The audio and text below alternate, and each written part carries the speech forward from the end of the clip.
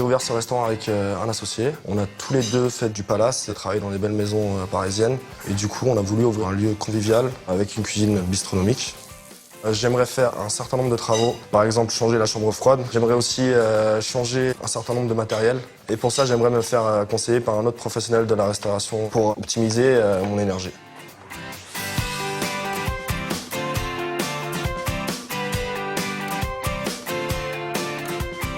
Ça va? Salut, et toi, ça va? Ça va bien? Et toi?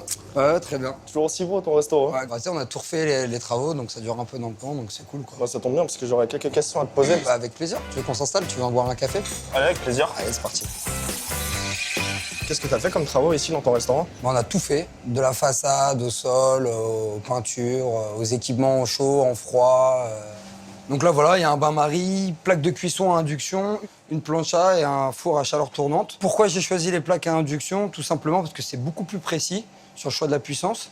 Et dès que tu enlèves une casserole ou une poêle, la plaque se coupe, donc tu économises aussi en énergie. Qu'est-ce que tu utilises comme type de four, du coup?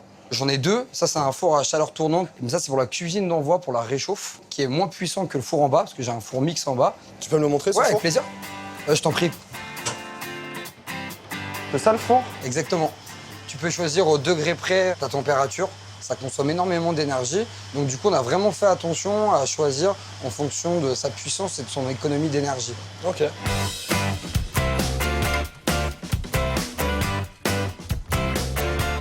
Donc ça, c'est la chambre froide. Donc on l'a choisi en fonction déjà de la dimension de la salle et sa puissance. D'accord. Donc tu as un moteur qui est ici. Et ça, c'est hyper important de le faire nettoyer à peu près 4 fois par an pour justement que le moteur soit bien entretenu et qu'on n'ait pas une augmentation de régime du moteur pour faire du froid. Et ça, tu gagnes de l'économie d'énergie avec. Ouais, bah ça, c'est un très bon conseil.